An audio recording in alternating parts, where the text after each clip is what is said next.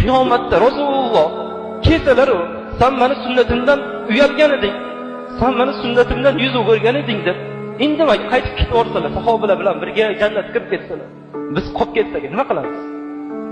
Rasululloh nima qilamiz?